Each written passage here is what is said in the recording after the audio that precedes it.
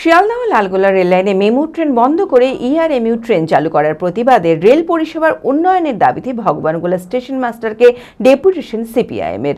সোমবার সিপিআইএম-এর ভগবানগোলা 1 নম্বর এরিয়া কমিটির পক্ষ থেকে এই ডেপুটেশন জমা দেওয়া হয়। উপস্থিত ছিলেন এরিয়া কমিটির সম্পাদক কামাল হোসেন, সিটু ব্লক সম্পাদক মির্জা মামুন রেজা, হাইকোর্টের আইনজীবী কিরণ শেখ সহ অন্যান্যরা।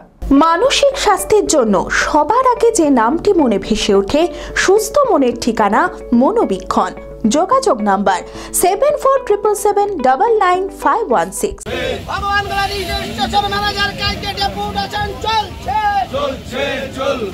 লালগোলা শিয়ালদা শাখায় ট্রেন বিভাজন ও মাঝপথে দীর্ঘ সময় ধরে ট্রেন দাঁড়িয়ে থাকার প্রতিবাদে ট্রেনে পর্যাপ্ত শৌচালয়, পানীয় জলের ব্যবস্থা, রেল পরিষেবার সার্বিক উন্নয়নের দাবিতে ভগবানগোলা স্টেশন মাস্টারকে ডেপুটেশন সিপিআইএম-এর।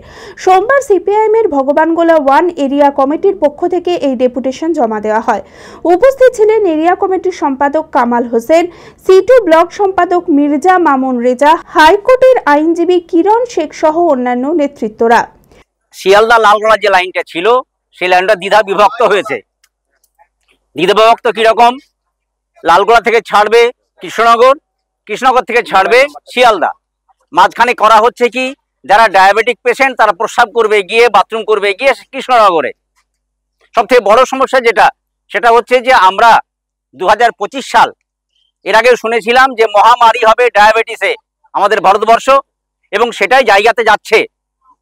শুধু ডায়াবেটিস নয়, অন্য কারণেও প্রচুর পেশেন্টকে আমাদের লালগোলা থেকে যেতে হয় ভগবানগোলা থ্রু দিয়ে আমাদের কলকাতা।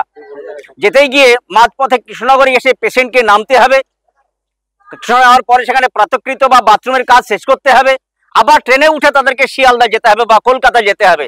এটা অবান্তর ভাবনা আমাদের কেন্দ্র সরকার করছে। এর তীব্র প্রতিবাদ হওয়া উচিত প্রত্যেকটা মানুষের পক্ষ থেকে, শুধু সিপিএম পার্টির পক্ষ থেকে নয়। তাদের জন্য যদি বাধা সৃষ্টি হয় এই বাথরুম নিয়ে, তাহলে আমরা বৃহত্তর আন্দোলনে যাব।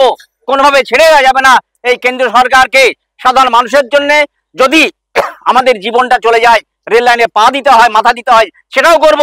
কিন্তু বন্ধুগণ, আমরা যেমন করি হোক এটাকে প্রত্যাহার রাস্তায় যেতে হবে। শিয়ালদা লালগোলা রেল লাইনে মেমো ট্রেন বন্ধ করে চালু হচ্ছে ইআরএমইউ ট্রেন।